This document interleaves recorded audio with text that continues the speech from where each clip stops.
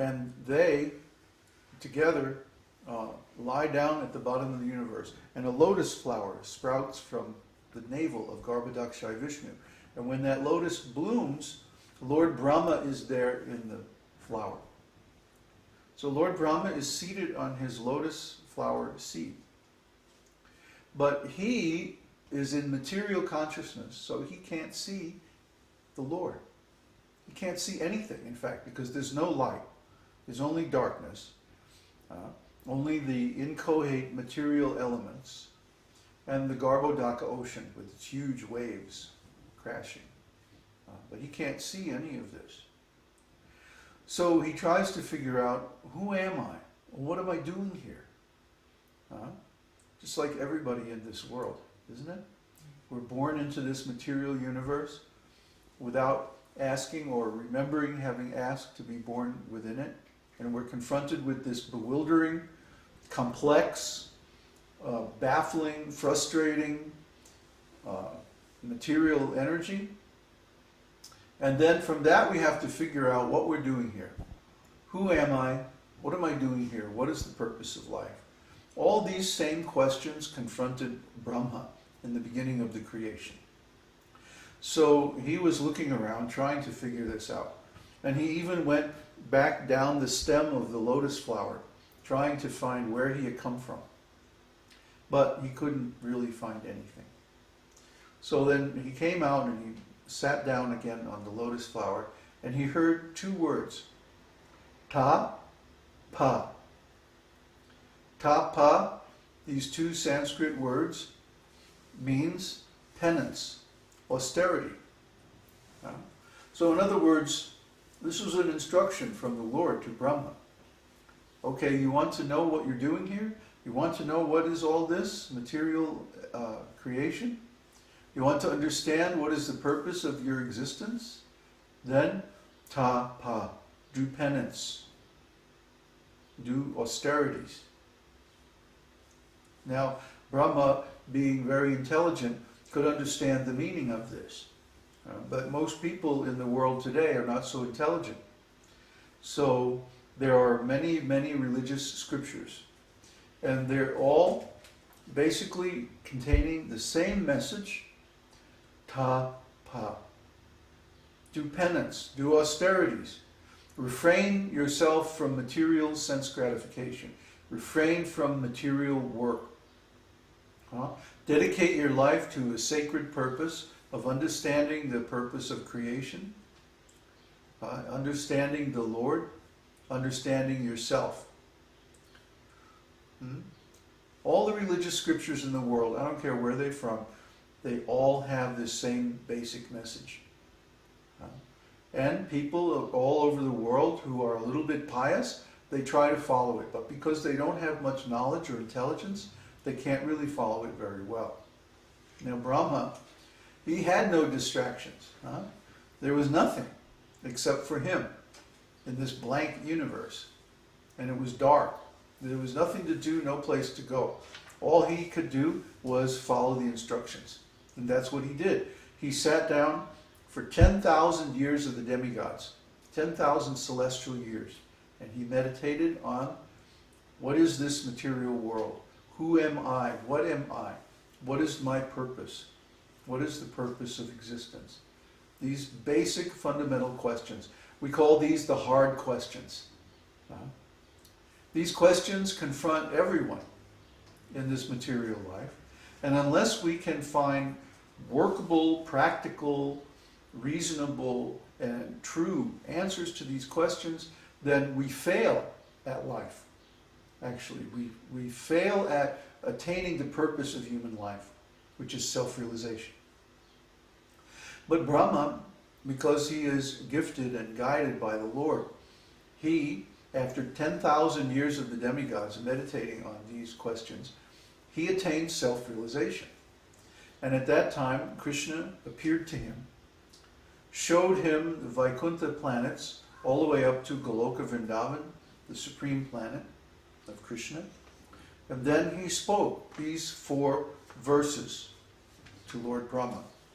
Brahma, it is I, the personality of Godhead, who was existing before the creation when there was nothing but myself, nor was there the material nature, the cause of this creation.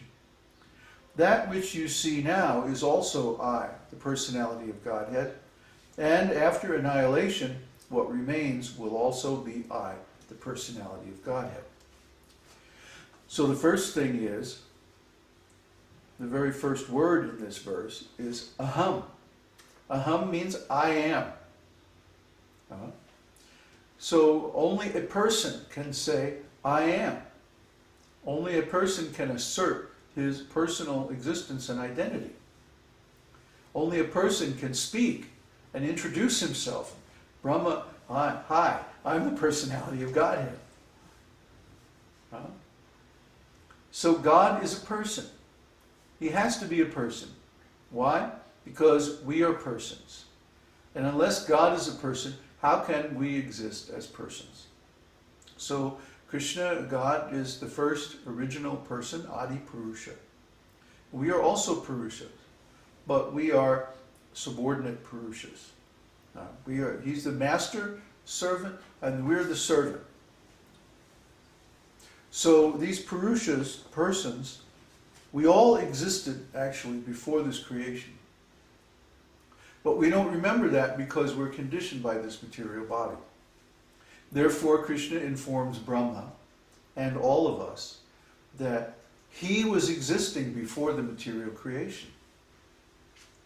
None of this existed before the creation.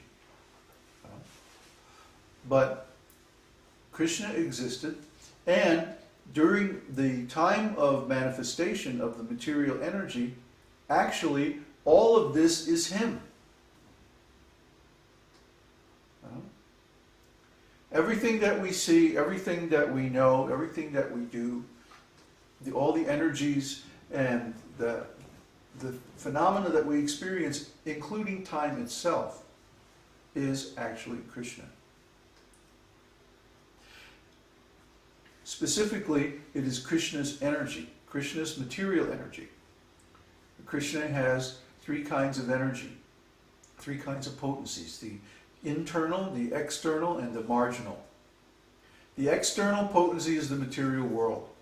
The internal potency is the spiritual world. And the marginal potency is the living entities. So these three potencies are there, but because Kṛṣṇa is transcendental, and his potencies are also transcendental, therefore there's, in one sense, no difference between them. And then he also says, after annihilation, what remains will also be I, personality of Godhead. So there's going to be an annihilation. This material world is not going to exist forever. And actually, even during the course of the existence of the material world, there are many smaller annihilations, smaller devastations, during which the conditions in the material world change so rapidly that basically everything is destroyed and reset back to its original nature. So Kṛṣṇa is giving a lot of information here. He's saying that this material world is temporary. It has a beginning and an end. But it's his potency. Therefore, in some sense, it is also him. And certainly, it operates according to his will, his ideas, his thoughts. So we should be very anxious to know what are Kṛṣṇa's thoughts, what are Kṛṣṇa's opinions, what does Kṛṣṇa think? How does he look at things? Why? Because his attitudes determine what happens in this world. His feelings, his ideas, his will, his intentions. That's what determines the purpose of life. Not our intentions, but God's intentions. Not our will, but God's will. Yes, we have some tiny independence. We were talking the other day about people who are conditioned in the ordinary ways of life, and they think they're being independent. But actually, everything they do is dependent on these large corporations. They go to some job, and between having to maintain a house or apartment and a car and all their clothes and all their things and drive back and forth to work and buy lunch and everything like that, 80% or more of their income is spent just on maintaining themselves for their job. See? They could live somewhere out in the country in some cheap little village, like we did in Veracruz last year. And pay, instead of paying, $2,000 a month for an apartment, pay $500 and have a whole house. I mean, it's very easy. What were we paying? $200. $200, we had a whole 3-bedroom house on a hectare of land. With loads of lemon trees. Yeah, tons of lemon trees and fruit and all kinds.